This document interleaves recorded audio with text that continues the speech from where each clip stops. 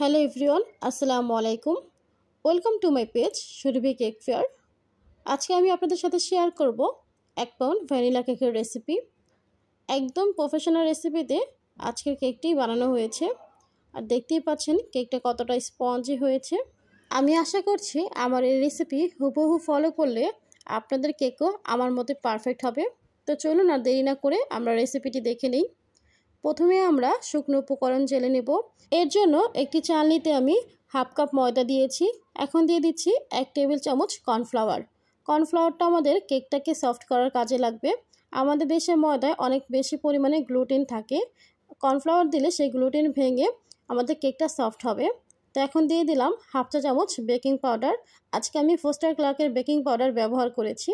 তো এখন আমি শুকনো উপকরণগুলো এভাবে চেলে নিলাম। চেলে নেওয়া হয়ে গিয়েছে। 1 পাউন্ড কেকের জন্য এখন আমি 2টা ডিম ভেঙে নিচ্ছি। আর আমি বিশাল সাইজের মানে খুব বড় সাইজের ডিম নিয়ে নিয়েছি 2টা। আমি ডিমের কুসুম এবং সাদা অংশ একসাথেই নিয়েছি।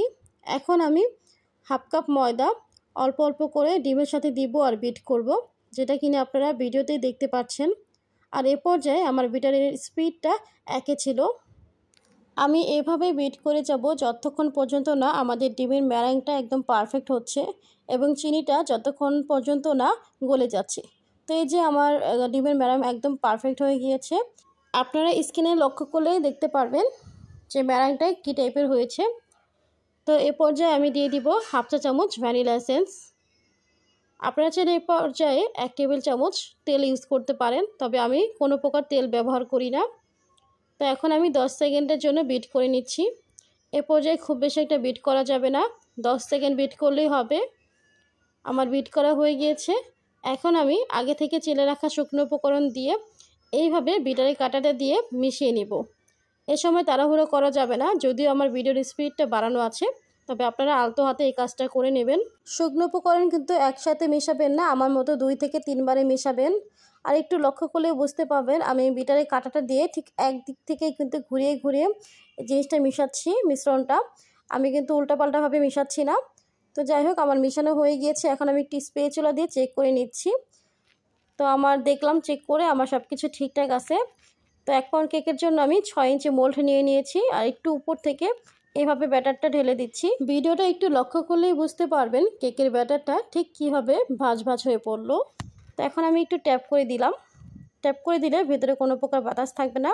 তো ওভেনে আমি 25 মিনিটের জন্য বেক করে নিয়েছি, যদিও আমার একটু আগেই হয়ে গিয়েছে। আর এই যে আমার কেকটা হয়ে গিয়েছে। যারা চুলায় করবেন তারা 5 মিনিট আগে চুলা প্রিহিট করে নেবেন। এরপর হচ্ছে 25 থেকে 30 মিনিট রেখে বেক করে নেবেন। তো এই যে আমার কেকটা মাশাআল্লাহ কতটা সুন্দর হয়েছে আপনারা নিজেরাই দেখতে পাচ্ছেন। আমি একটু আপনাদের সামনে কেকটা দেখাচ্ছি কতটা স্পঞ্জি হয়েছে।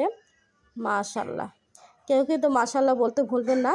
এবং পরবর্তীতে আপনারা কী টাইপের রেসিপি চাচ্ছেন সেটা অবশ্যই কমেন্ট করে জানাবেন।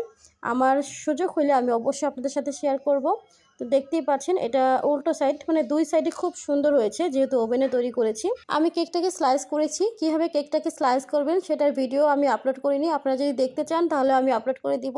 অবশ্যই কমেন্ট করে জানাবেন। সবাই ভালো থাকবেন। আল্লাহ হাফেজ।